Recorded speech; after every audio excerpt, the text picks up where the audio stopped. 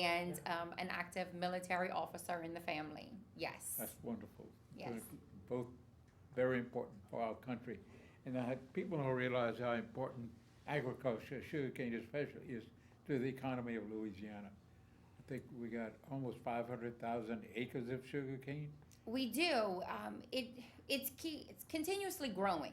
Over the last couple of years, you had very volatile markets within the grain industry, with rice and soybeans and corn Wheat.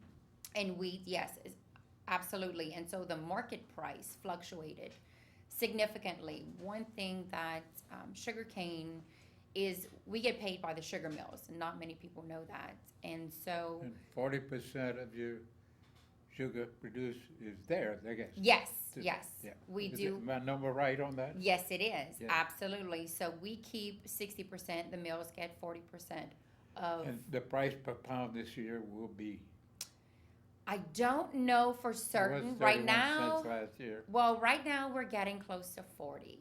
Wow. So the price of sugar is definitely very, very well, very And good and what's stable. affecting that is more and more sugarcane is being used for ethanol. Yes, And yes, that's taking about a third of the world's market, I think.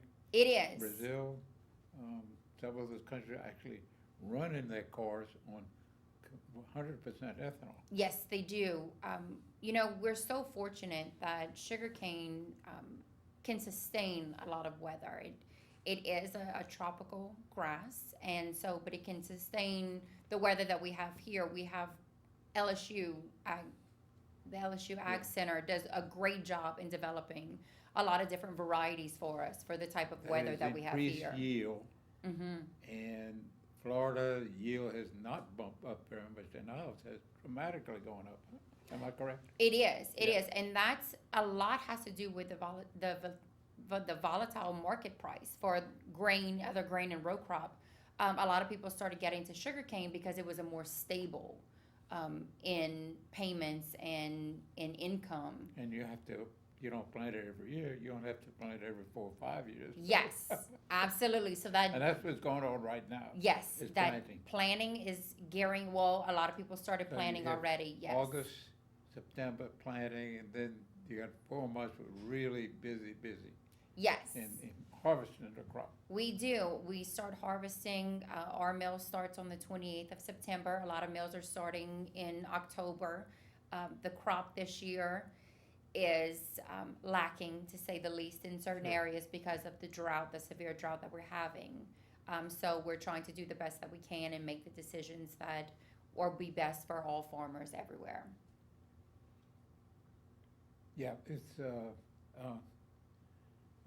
and the mill, they bound to be, you're on the board of the Yes. St. John Mill. Yes, I Right. am. I am on the board of La Stuca. First time a woman's been on the board? So I've been told, yes.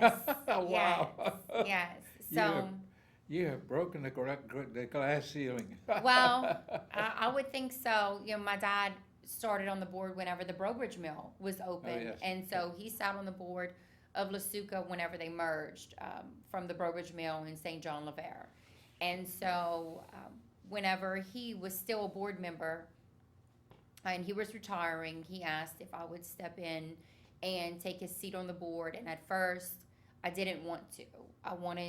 I didn't want to ride on his coattail and take his seat. I wanted to be voted in.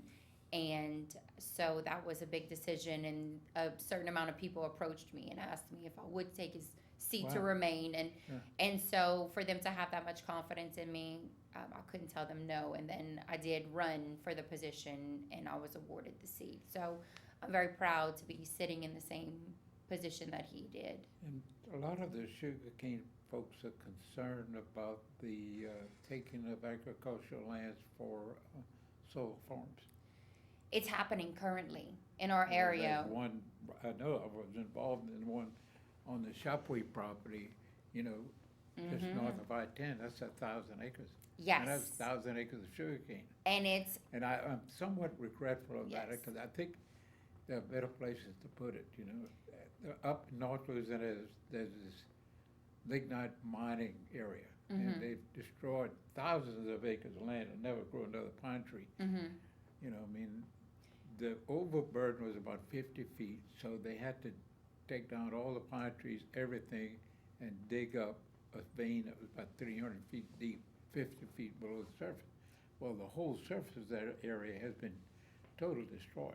And that's what people don't understand. Once you put these solar farms and solar plants on prime farmland, you can't recover that. The lithium that's going into the ground Right, and absolutely. and they're That's right. destroying prime farmland. You brought up the Chapuis property. It's a beautiful piece of property. It's very lucrative on that property. Every farmer's dream. We always say when you farm on the beach, and that's prime sandy land. It's the beach. It's Yeah, beautiful it's land. The old natural levees of the Mississippi when the Bayou Teche was the Mississippi. Hmm.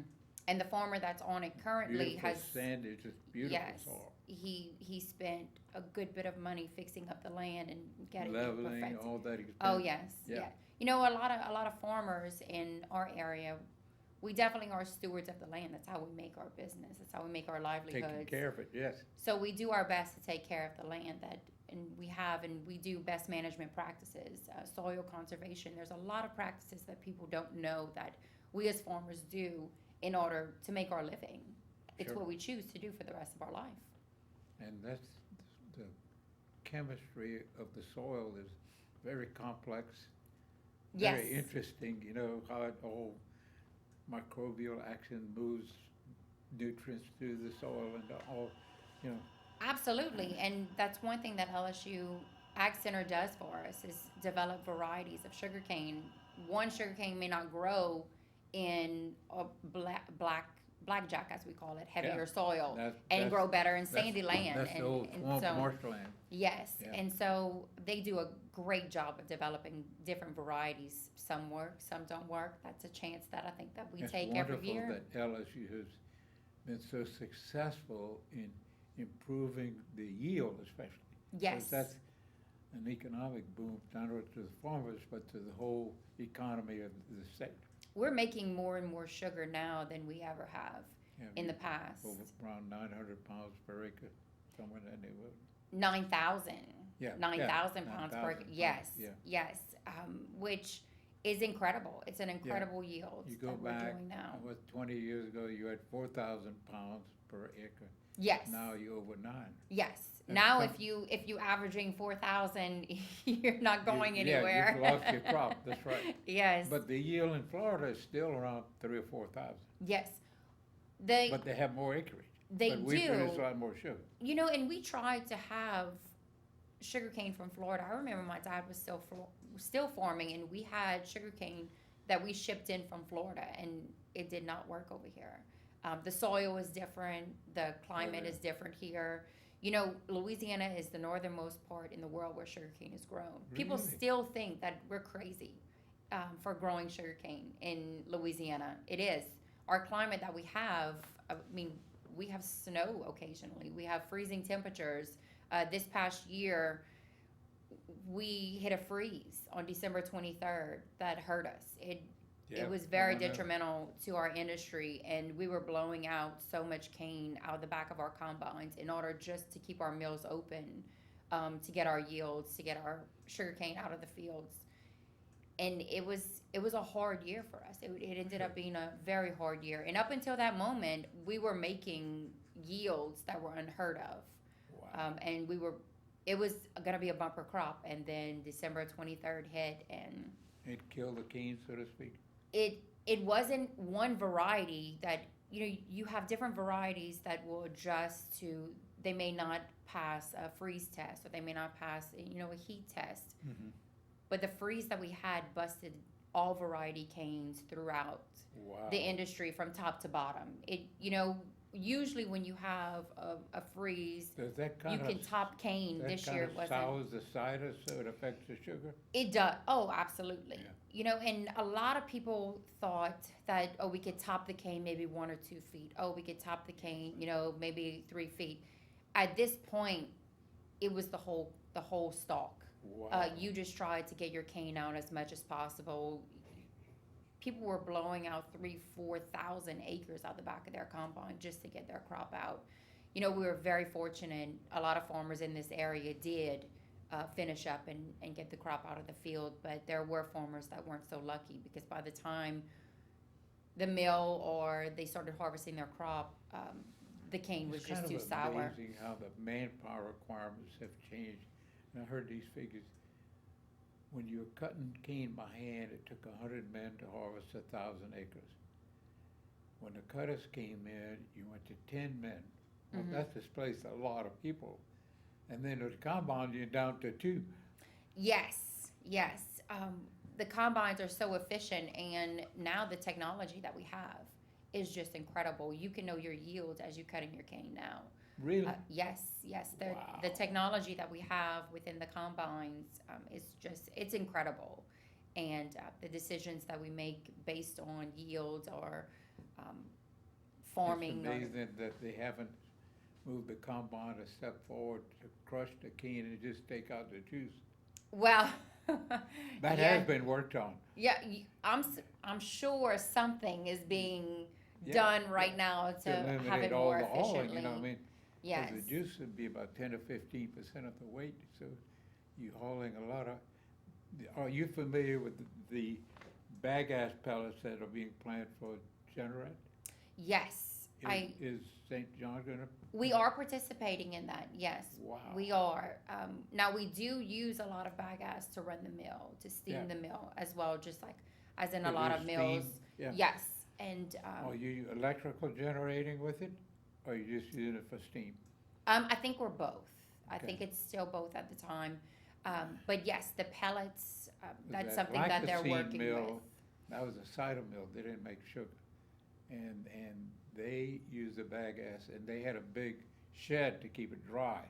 Hmm. That's really important, because if you get it wet, you lose a lot of energy. Right. Well, the amount of bagasse that we're producing is we don't really store it in a shed. It is stored outside So when it's in all wet, weather. it reduces the energy output. for Right. sure. Yeah. Right. And we And I think it's like 8,000 BTUs dry, and like 4,100 BTUs wet. So you lose literally half of your energy. well that I'm unsure of on that portion of it. I had a friend of mine that set up these biomass Mhm. generating systems, so he's real familiar. And he tried to use bagasse, but they wanted to keep it and use it themselves. Now to make pellets out of it, that's a whole new value. It is. It 'Cause, actually it is. You're producing, what, 30 or 40 tons of bagasse per acre? Oh, it's a lot. And, And then, what do they pay for the bagasse raw? I'm unsure of that, to be totally honest with you. I think that I heard a We've- figure like $30 a ton. we've been in discussion with them for so long, and it's changed a lot over See, time. these pellets will go to Europe mostly, Yes. and they take these pellets, and why it's so important is because it's saving our forest. Yes. Right now, we cut down a whole forest, and they take everything, it's totally clear cut. Mhm. And those pellets go to Europe for the most part, and they pulverize into superfine dust that's air mixed, and they put that in combined cycle gas turbines. It's very interesting. Very efficient, Yes. very clean burning. That is And very kind of wanna- interesting. We could do the same here and produce electricity. Yeah.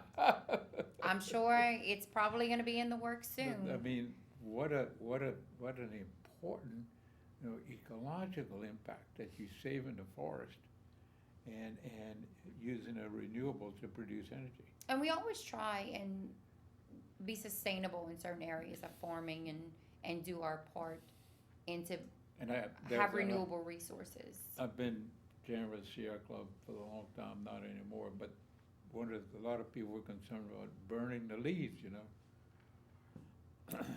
So I met with Mike Strain about it, and he was on the same track as I was, and met with the people who make the pellets. Mm-hmm. And they had a problem making the pellets out of bagasse, but the chemistry labs have resolved that. But they thought that from the leaves that are left behind, that the combine leaves behind, Mm-hmm. and the big issue is burning it, people worry about the smoke and so forth, Yes. And, course, with the drought condition, you don't want to burn anything right now. No, So that's something that we face nobody year could after tell year. me, well, how much weight are we leaving behind? You know, It's a lot. it is. It's a, So look, it's a lot. I went and cut 10 stalks Mm-hmm. and stood on my bathroom scale. Then I cut, it was 28 pounds, 10 stalks. And then I cut all the leaves off, and I probably cut more leaves off than I should have because the combine only takes off the top. Mm-hmm. It leaves some leaves behind. Yes. Anyway, so my 28 pounds went to 21 pounds. So quickly, 25% of the total is Mhm. leaves. Now, this raw biomass is worth $30 a ton. So you can have about 10 to 12 tons per acre. And they just collecting it, you gotta Right. let it dry and collect it, but at $30 a ton, $300 an acre, you'll find a way to collect it. Absolutely. And they thought they could make the pellets out of leaves Yeah. easier than from the bagasse. Because the moisture content is a lot less, a lot quicker, dries much quicker. Well, in the bagasse, you also have molasses that's left behind and Sure. yeah, different that other you don't things have in that are in leaves. the process. Yes. And somebody thought you could collect it from the combine. It's coming through the combine. Well, that's interesting. So it's anyway. There's opportunities there. That's again another waste that could be turned into a profit, Yes. and that's a home run when you can take waste and make it valuable. And so And using all the byproducts is important. sure, yeah, for sure. I was looking at how y'all fertilize the land. You go back many years ago, they'd go to Spanish Lake and harvest this peat, Mm-hmm. and the sugarcane farmers would spread that on their land as a fertilizer. Really? Yeah, I know that in a few of my sugarcane fields, and I also grow soybeans, there is some of my landlords that would let the catfish plant that's local in our community come and dump fish bones and wow. the Well, I've and the seen- byproduct. I've seen of- crawfish heads dumped on the land. Yes. So they would come in from the old catfish plant, and they would come and dump it on his lands, and also a lot of people use chicken litter to also, whenever they laser level, to put Cow. organic matter back in, I or think these feeder-lots, wow, yes. feeder-lots. Mm-hmm. And talking about the solar, I wondered if we could put them on our levees, I This always big thought, open space. why you- not the basin? There's can't cut so down much the trees. area, but in certain areas of the basin, there's open areas, ample room in the They basin. have, like on the Mississippi, they have these vast sandbars, Mm-hmm. but they go in the water. Yeah, they do. And they go in the water, and that's probably not good for a solar farm, But all over they using these tailing sites. When they mining gold, for instance, they'll have to bust up, 10 tons of rock to get an ounce of gold. And they turn it on to dust. Well, that rock will never grow anything. Mm-hmm. And the uranium's about the same. To get an ounce of uranium, you have to break up, pulverize, 12, 14 tons of rock. Well, all over, you have those things all over the West. You have these tailing sites where nothing grows. That's the place we should be putting, or on old landfills. You take away farmland, you're not only taking away farmland, you're taking away the jobs that are created by this farmland. The economic impact. You see, It's- farming it income, is. that's created value. That's the foundation of the economy. It's not doctors and lawyers and used car salesmen. It is from the land, you have this value that's coming, and that is the value that fuels the economy. And that multiplies 10 to 12 times. So when you Mhm. harvest $1 million worth of sugar from your farm, that multiplies to the economy 12 times. The same if somebody harvesting crawfish or oil. Oh, or absolutely. timber. That's Absolutely. the foundation of the economy. I've grew up in a farming community my whole life, It's something, and I'm never going to leave my farming community, obviously, but the impact that we do business with local businesses around our communities. We have charge accounts, or everywhere at our local businesses, and so we put money back into our communities. We support our local communities, and so Fuel, that's yes, batteries, go down the list of all the things you need to keep all that equipment running. yes. And I think that a lot of people don't really realize. You ready to get an electric tractor? No, no, no. I have enough electrical problems on the farm. Please, let's not start there. So No. you have a combine? I have two combines, two cane combines and two grain combines. Combines that you use Yes, for sir. beans? Yes, that I use for soybeans. In rice, just beans? No, I just do beans. Corn? I do. No, years ago, my dad did a little corn. He found that the worms in the corn affected his cane crop, and so Really? we didn't make corn very long. When I was Wow. a little girl, I remember we used to pick corn, and I used to sell corn up and down the road. Because corn goes, Yes. you grow sweet corn then. But corn up in the boils in North Atlanta is phenomenal yield, Mm-hmm. real high yield. I have some friends around the Bunkie and Cheneyville area that farm, and they did wheat, a lot of wheat this year. Wheat, and then they put beans behind or corn behind? They did some corn. I'm sorry, they did soybeans, but Right. more wheat. They used to do a lot more soybeans Yeah. and plant an early 4 or a late 3 Yeah. to plant sugarcane right behind. I don't do that. I don't succession plant. I plant my soybeans, and I also plant soybeans on land that I don't plant cane I've seen a bunch of the on. land around Beard Point, around Franklin, Baldwin. They put a bean crop in and then they plant the corn right behind. Plant corn right behind it. Excuse me, not corn, sugarcane. Sugarcane, yes, they Yeah. succession plant. Succession. So So there's when you have a year where the crop, where there's nothing growing, put it in beans, and then they put the plant cane in behind. right, yes. Majority of the people that grow soybeans and then put a cane crop behind it, they're whole stalk. They plant whole stalk. Yeah. I'm very different. I plant billets. What do you, that's So little the bitty pieces? yes. So the practices on planting billets and planting whole stalk Oh, really? it's quite different.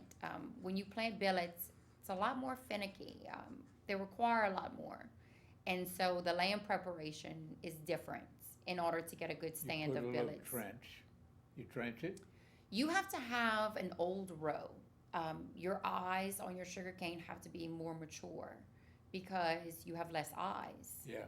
on where you're planting, and And so it's eyes that each one grows. exactly. So it's very different. It takes a little bit more time, a little bit more patience. This is that all put in the row by hand? No, all By by. equipment? I have a 3-row planter that we plant billets with. I plant. Wow, that's This something year new to I'll me. plant a little over 600 acres with Wow. one billet planter. So I can plant probably on a good day. The most I've done is around 58 acres So a you can take the little day. pieces that come out of the combine? Yes, and they go into Okay. Instead of using to cut the whole saw? right. Yeah. Yes. And that's all done by hand? No, No, not no, anymore? all mechanical. It's Really? all mechanical. Yes. Wow. So I have one of my guys is cutting the cane on the combine. They load it into a dump wagon. The dump wagon loads it into the planter, dumps it into the planter, and that's how I plant my crop. Wow. Yes. So I can plant anywhere from about 50 to 58 acres a day Wow. with a lot less people. Yeah. Then Yes. it's the manpower that's real expensive. Yes. And And the equipment is probably a little more reliable than the manpower. well, and it's efficient. It's more efficient, I Yeah. find, on my farm. Yeah. But my dad started billet planting in 2002. So You own 3,000 acres or you majority of it is leased. leased, yeah? Yes, I do own a few acres Yeah. that I farm, but majority of it is leased Leased, land. Yes, sir. So we do share. Yeah, I know this thing with solar farm, there's one farm near Port Barrett is 2,500 acres. Mm-hmm. Solar farm, I think it's mostly in beans. I don't think it's in cane. It's on the Biotesh, kind of between Leonville and Port Barre. Okay. Beautiful land. It's that I know, rich, it's- that's that rich old. It's so unfortunate. Levee, yeah. It really is. Yeah. But we can't compete And what these the are- solar farms are No, offering. they're paying $800-900 an acre, and a year, and the landowner that they could care less about farming, they care about the income. Yes. Yes. And it's a 30-year contract with 2 5-year renewables, so, so the landowner think, well, yeah, let's see. You on there? Can we help you? Yes. What is billet? What are billets? How is that different than stalk cane? So billets are, you have a whole stalk that some people plant. Billets are cut by the combine. It's just pieces of a whole stalk that are cut by the combine that we plant. And each one has an eye on it? So, Hopefully. yeah, well, yes, you hope that they do. So whenever we cut billets, we aim to cut around 22 to 24 inch billet that we plant. And where the a joint meets is where the eye is, and that's where your mother cane grows from. So yes, Okay. So why is that more profitable than planting the stalk cane? it's not necessarily more profitable. It's just a different way to plant cane. It's just a different practice that we've been Okay, doing so- since 2002. And you have the machinery that does it for you. So does the machinery plant the stalk cane as well? Yes, ma'am. Yes, ma'am. So Okay. you have some farmers that will choose to plant by hand. You have some farmers that will choose to plant by machine whole stalk. And then you have some farmers that plant by billet. Like I said before, it takes a little bit more time and a little bit more practice to plant by billet. So it's slowly evolving into our area that more people are planting by billets. But majority of the time, people like to plant whole stalk. Okay. I want you to watch a Netflix show documentary, and it's called Kiss the Ground. And I'd love to talk to you. I'm Harold's wife. I'd love to Mhm. talk to you later on about what you think about it. Absolutely. Okay, Kiss the Ground. Absolutely. I will definitely watch it. It's Okay, cool. it- Let's it- see. All right. Best of luck with your crop and all this drought. Thank you. Well, thank you so much. I Thank you for appreciate calling. that. She's an avid gardener, and she's very involved in soil chemistry and how to do with improving soil chemistry, you know. Yes. Yeah. Well, and I think that, so I am a terrible gardener. And I am a terrible gardener. But farming, I can do that all day long. Gardening, no. I've tried tomato, cucumber. That's You not kinda like the really an the expert that I am on. The mechanic, the last car he works on is his own. Yes, I think so. I think so. Farming is something that I grew up in, and honestly, I took that for granted growing up. I didn't really realize the importance that farming had in my life and those around me until Sure. I started actively being on the farm and having way more of an appreciation And for, so you for grew what up my with dad it, did. so you were very involved, so you learned it as your family was so involved in farming, so, It's just something that I did. yeah. Going on the farm. Well, my dad worked all the time. I mean, we don't have holidays. We don't have Christmas. We don't have. I thought you only worked about 4 or 5 Thanksgiving. months a year. Oh, I wish that was the case. No. Oh, no, that is definitely not the case. But so if I wanted to see my dad or my brother or my uncles, I would have to go on the farm. It's kind of what we did. You celebrated every holiday on a tractor. Wow. We we got play lunches for the guys on Thanksgiving, on Christmas, on New Year's, on. So that's something that I grew up with. And honestly, I just thought that was normal. That's what everyone did. My wife, I Um, got her a little tractor recently, and it has a front end loader, so she can unload compost in a Yes. few minutes, you know, and she loves that tractor. Yes. You know, being on a tractor it's a peace of mind. Sure. Now that I own the farm, you know, I used to fuss that my dad always felt like he was riding around and he wasn't on a tractor helping us in the fields. And now that I own the farm, now I see why he was always riding around. It's always pre-planning and pre-planning some more. And you think when you have a plan, then God And finds a way to change that for you, and then you have And to then make you- another plan. You're seeing what's happening when the hurricane goes by, when the frost hits, you know. Yes. A big rain event, like the rain of '16, did that flood some of your land? Oh, the rain of 16. I remember the rain of 16. It wasn't in our area. We had great drainage, and it wasn't as bad in our area. We didn't have You're land pretty that much was on the old stagnant. levees of the ancient Mississippi.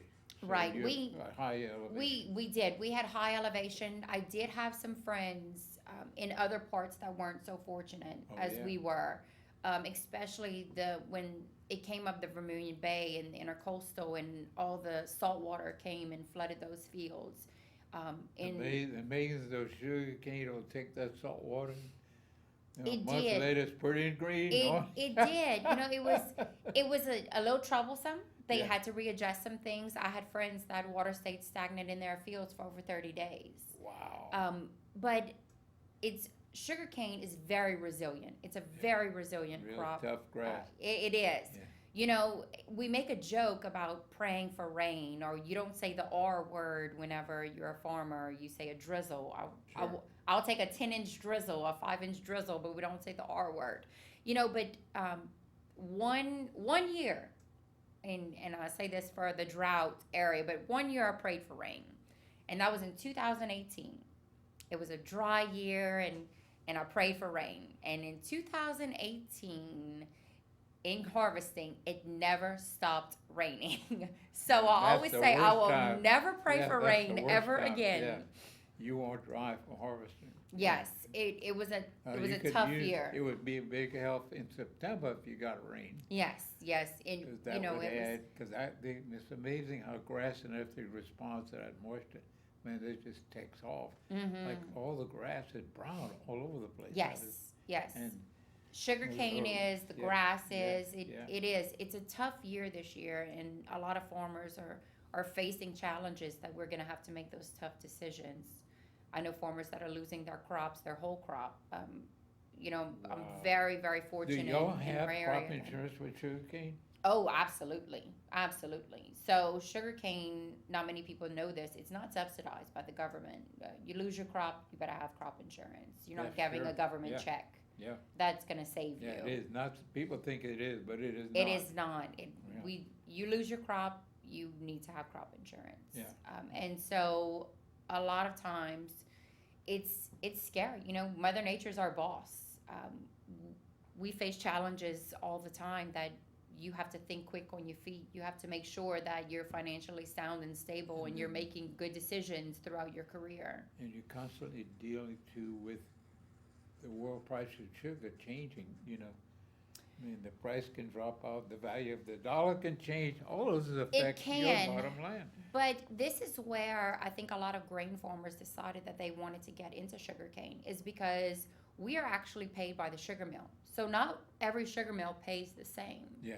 One Right. sugar mill may pay different from another. Yeah. The Yeah. sugar mill that I go to is a co-op. We also have privately owned okay. mills Yeah, in yeah. the state. So it does fluctuate on that. However, it's more stable than compared to the market price that other commodities face. One farmer in Vermilion Parish I've talked to, he's been farming cane now for about 4 or 5 years. And he'd been farming 30 years before with cattle, beans, and rice. And he said his income for the first year of sugarcane was more than all the 30 years before. Yes. And you see, and that's what's driving this, why you planting all the way up into Balls Parish. I mean, you're almost up to Alexandria.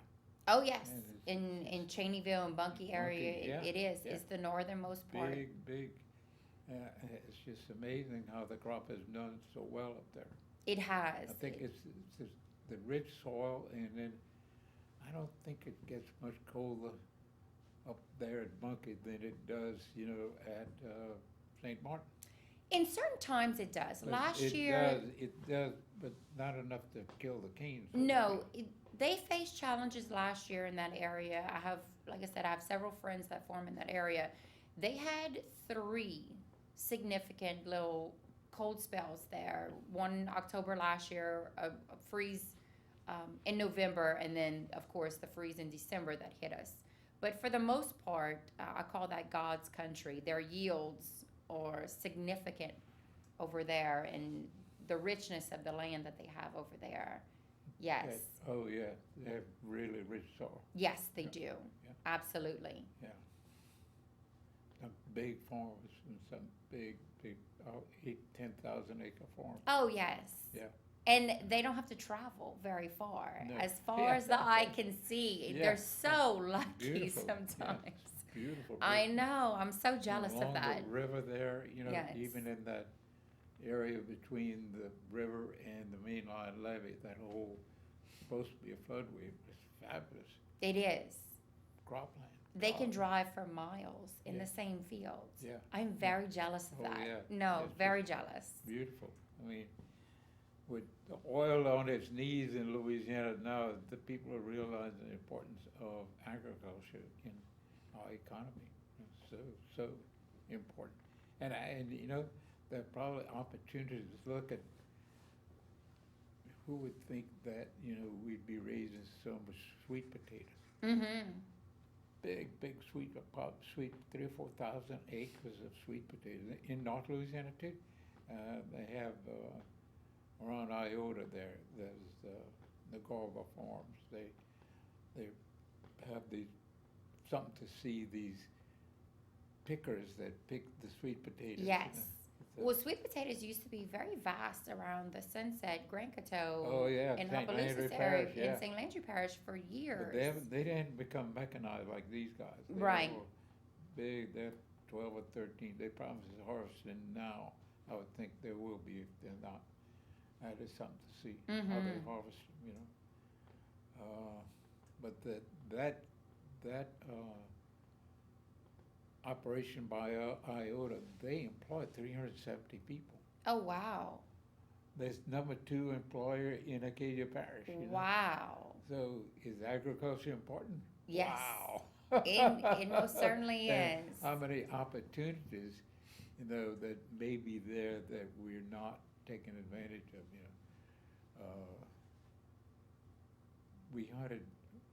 I took the Boy Scouts, there was a ranch in Cloudcroft, New Mexico, and that ranch had 5,000 acres, all in the rocks, and very little place where you could plant anything. And he tried raising apples, and he tried raising peaches and plums, and he went hunting up in Argentina, and ran into the guys from New Zealand. And what are y'all doing here? Well, we're here to harvest mohair. Wow. Mohair. Well, how does it work? So he learned. So he ended up taking 10 mohair goats back to New Mexico, where he was about the same elevation as they were in Argentina, about 8,000. And so every 6 months he'd harvest mohair, and he'd come find out the only thing he had provided for the mohair goats was water. Because they'd eat, and he was worried they'd eat the same stuff that cows and deer would eat. They didn't. Mm-hmm. And he thoroughly with veterinarians and botanists, he found there was a niche there. And so, he ended up, 3,000 or 4,000 mohair goats, and every 6 months, that was 300,000 or 400,000 in income. Right. And, he didn't have to plant anything, just all the shrubs and stuff, Yes.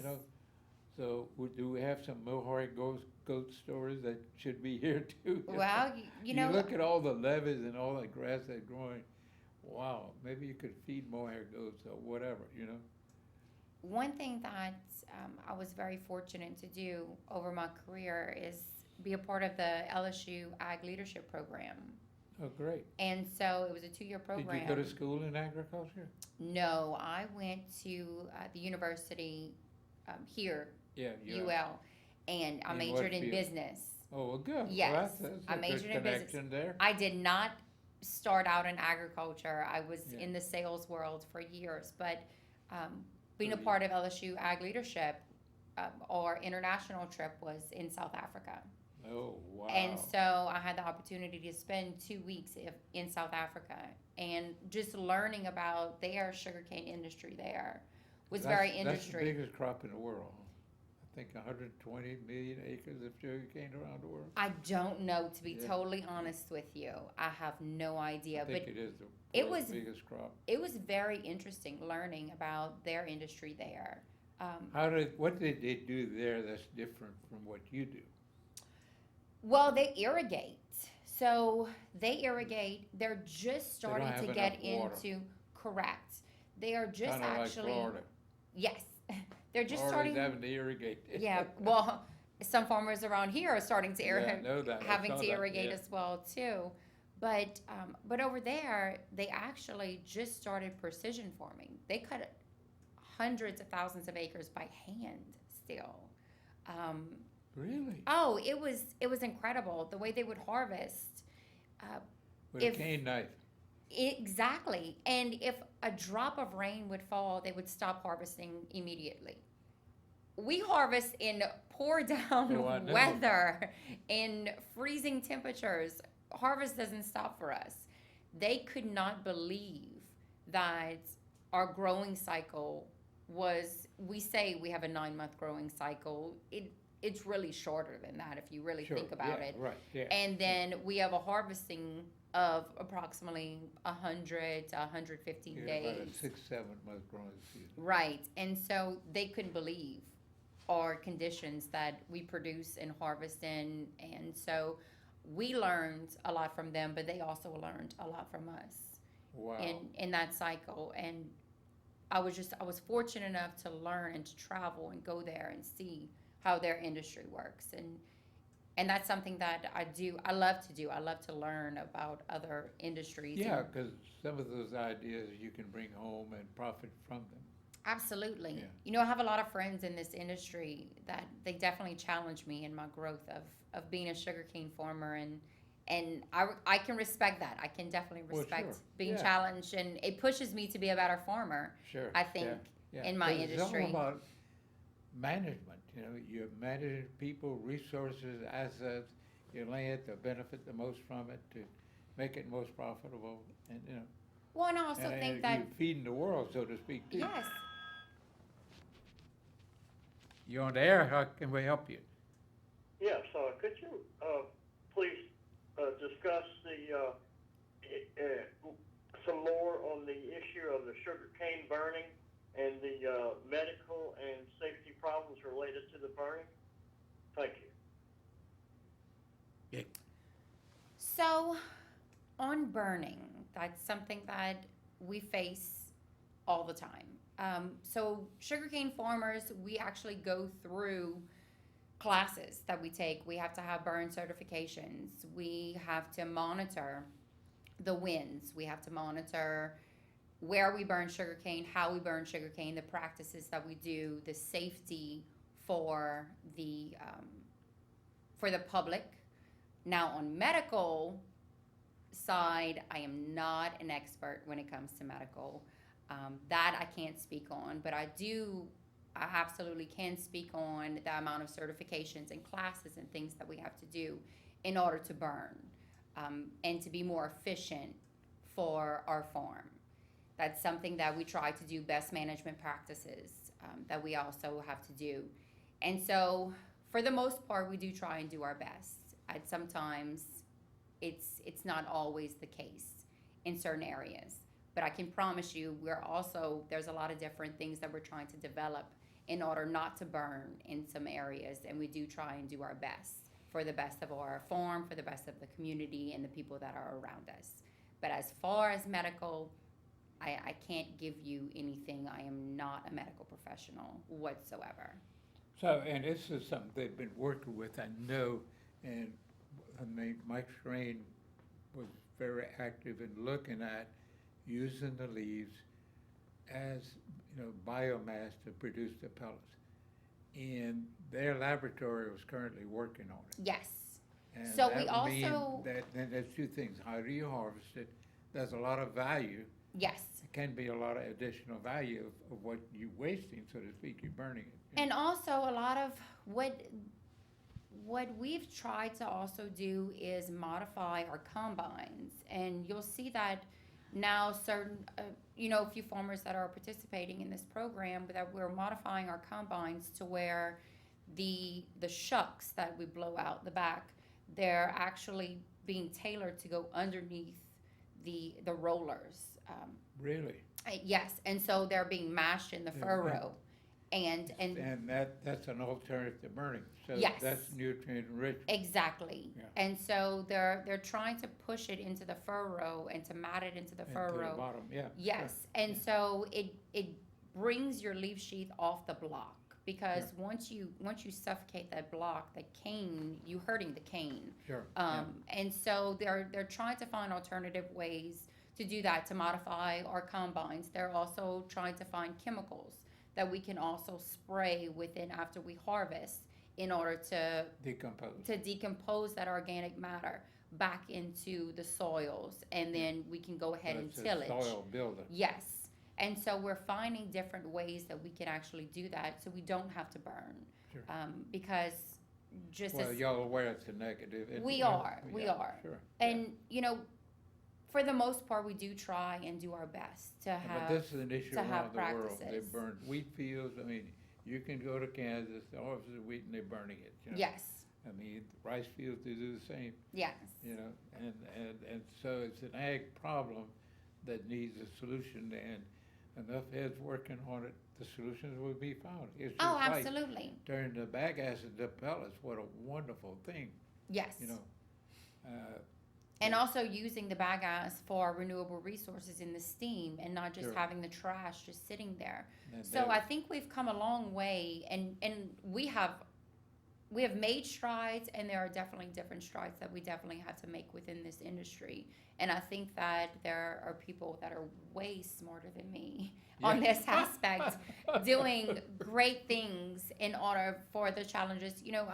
I'm a very young farmer, and I have, hopefully 30, 40 years left in this industry in order to farm and do what I love. And so I have a long career ahead of me. Sure. And so I work with the doctors of LSU, and I work with the different people in the mechanisms of the, whether it's John Deere, whether it's Case, whether it's, whatever combine or whatever implement that you choose. And we're constantly working with developers in order, how can we better ourselves as farmers? How can we make it more efficient and more safe So for the environment around us?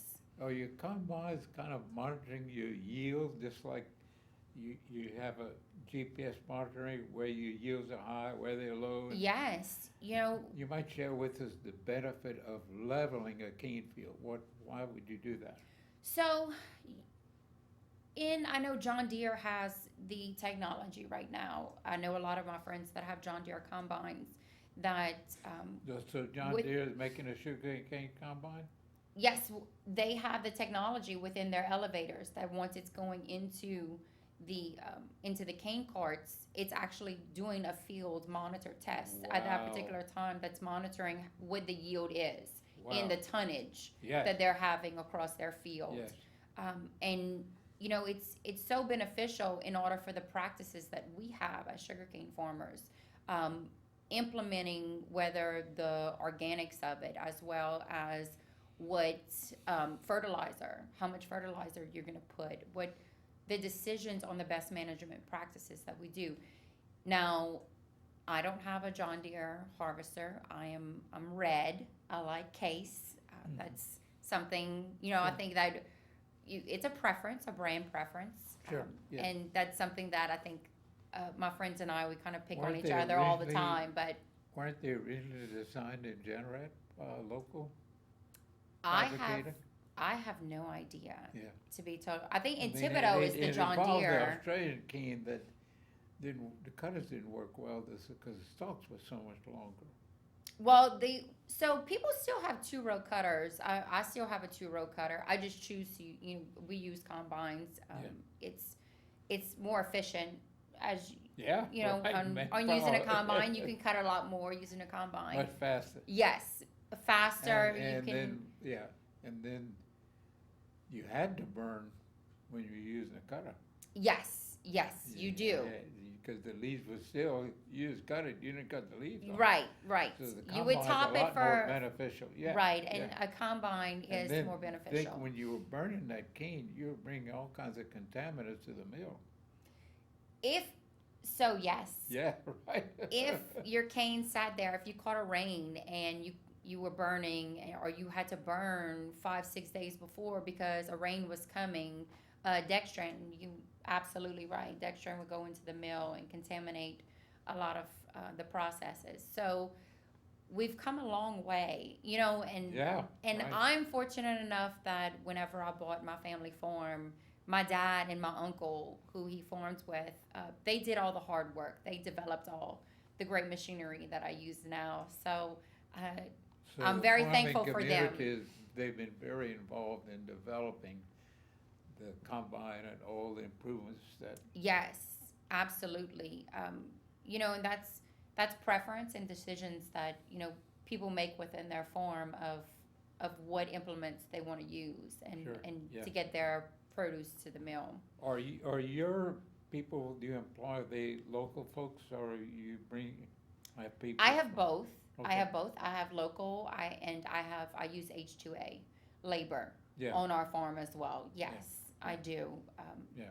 We've been having the same people on our farm for years, Mhm. and then I also I have mechanics from Guatemala Wow. that work on my farm That with brings me. us to the end of the program. Casey, thank you so much for being here and sharing with us such an important economic activity for the state. We're glad to see young people involved. That's the future of our whole economy. And, as the oil industry is going down, certainly the economic importance of agriculture has become very prominent in Louisiana. You have LSU has done a wonderful job at y'all, and I guess some of the other universities to make you more successful. And of course, that's something so important for the whole state.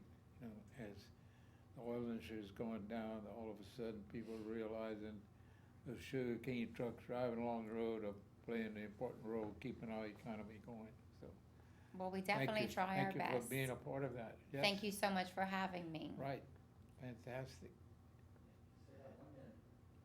Well, thank your husband for driving you here. And- Yes. And your husband's active duty Army, that's great that he's serving our country. And he helps on the farm as well. So Wow. whenever he's in town, yes, he jumps on a tractor as well. And there's Is he being paid to work there? No, no.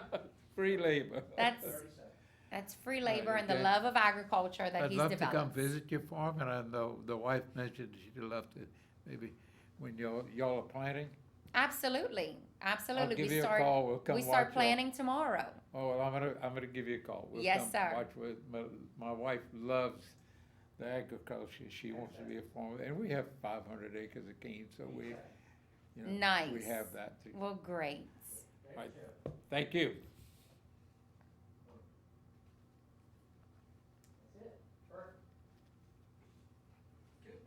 That was an Yeah, hour. you did a